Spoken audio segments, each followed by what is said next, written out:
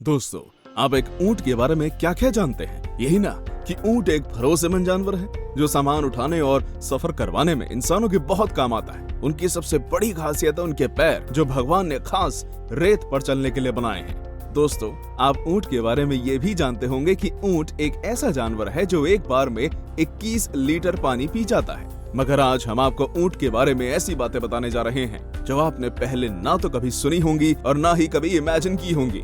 दोस्तों, क्या आपको पता है जब कोई ऊंट मर जाता है तो हमें उसकी बॉडी को छूने से मना किया जाता है। मरे हुए ऊंट की बॉडी को छूने से बहुत बड़ा हादसा हो सकता है जो आप कभी सोच भी नहीं सकते। दोस्तों, आज के इस वीडियो में हम आपको बताएंगे कि आखिर क्यों हमें ऊंट की लाश को छूने से मना किया जाता है और आखिर मरने के बाद उनके साथ क्या होता है।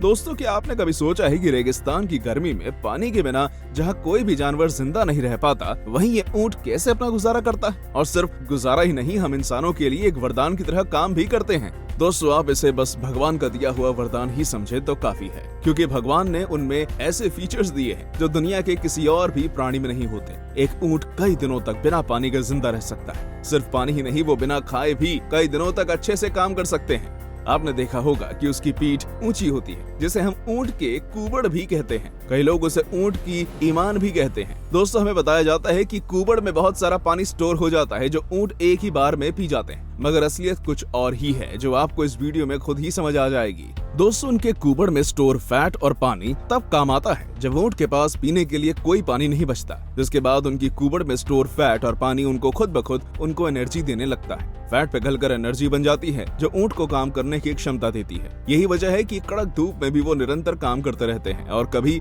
अपने मालिक को निराश नहीं करते। दोस्तों, ये तो होंगे उनकी खासियतों की बातें, और सबसे बड़ी बात यह है कि उनकी यही खासियत मरने के बाद उन्हें एक बम में कन्वर्ट कर देती है। जी हाँ दोस्तों, जब भी कोई ऊंट मरता है तो उसकी लाश कई दिनों तक वैसी ही पड़ी रहती है, जब उसकी बॉडी के भीतर बहुत कुछ हो रहा होता है। दोस्तों, ये तो हम सब जानते हैं कि मरने के बाद किसी की बॉडी पर माइक्रो ऑर्गेनिजम्स लग जाते हैं जो धीरे धीरे उसे डिकम्पोज कर देते हैं। उसी तरह से जब एक ऊंट मरता है तब उसके कुबड़ में मौजूद फैट पानी से मिलकर रिएक्ट करने लगता है और एक भयानक एसिड और गैस में तब्दील हो जाता है, जिससे ऊंट के अंदर ही अंदर एक बड़ा विस्फोट फटने को तैयार होता है।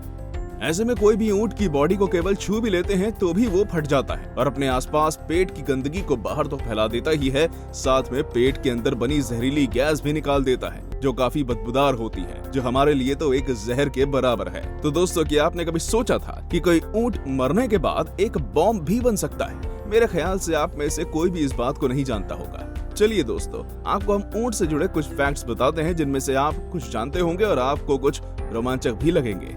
1, दोस्तों, क्या आपको पता है कि ऊंट के बिहेवियर में एक हरकत ये भी शामिल है कि वो हम इंसानों की तरह थूकते भी हैं। हाँ दोस्तों, ऊंट भी थूका करते हैं। कभी कभी तो वो लोगों के ऊपर भी थूक देते हैं। मुझे तो इस बात पर बहुत हंसी आती है, मगर दोस्तों, वो मजे के लिए नहीं बल्कि खुद को बचाने के लिए थूकते हैं। जब इंसानों से खतरा महसूस होता है तब उन पर जोर से थूक कर डराना चाहते हैं। 2, दोस्तों, ऊंट के होंठ इतने मोटे होते हैं कि वो रेगिस्तान में पाए जाने वाले कांटों को भी आराम से खा लेते हैं और उनको चोट भी नहीं लगती। यहीं अगर दुनिया के किसी और प्राणी को देखा जाए तो वो कभी भी कैक्टस को नहीं खा सकते, क्योंकि इससे सभी के होंठ कट जाते हैं।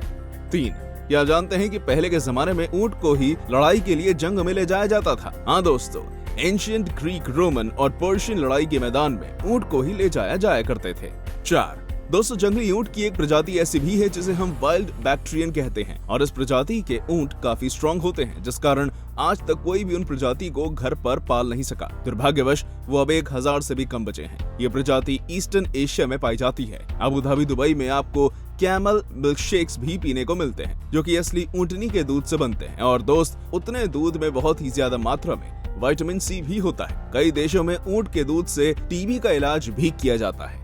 5, दोस्तों, ऊंट को देखकर लगता है कि इसे खास रेगिस्तान के लिए ही बनाया गया है। अब आप उनकी आंखों को देख लीजिए। उनकी आंखों में 3 पलकें होती हैं जो रेत को अंदर जाने से रोकता है और यही वजह है कि रेतीले तूफान में वो डटकर सही सलामत खड़े रहते हैं। साउथ अफ्रीका के कीनिया में ऊंट किताबों को पहुंचाने का काम भी करते हैं। हाँ दोस्तों, जिन इलाकों में बुक्स की कमी होती है वो लोग ऊंट के सहारे जरूरी किताबें पहुंचाया करते हैं। दोस्तों, आप सोचते होंगे कि आखिर घोड़े का इस्तेमाल क्यों नहीं किया जाता? तो आपको बता दें, घोड़े के पैर में वो बात कहाँ। ऊंट के पाँव में 2 उंगलियां होती हैं जो रेत में आराम से चल सकती हैं। वहीं घोड़ों के पैर में नाल होते हैं जो सिर्फ सख्त जमीन पर ही चल सकती है। 6, इंग्लिश में हम ऊंट को कैमल कहते हैं। ये अरबी का शब्द है जिसका अर्थ है ब्यूटी यानी खूबसूरती। दोस्तों, ऊंट को देखने से ही भला ये लगता है कि वो जल्दी जल्दी नहीं दौड़ पाते होंगे, मगर असलियत में उनकी क्षमता 1 घंटे में 40 मील दौड़ने की है। हालांकि ये स्पीड काफी देर तक नहीं रह पाती और ज्यादातर 25 मील प्रति घंटा चला करते हैं। 7, जब एक ऊंट का बच्चा पैदा होता है तो उसके पथ पर कुबड़ नहीं होता,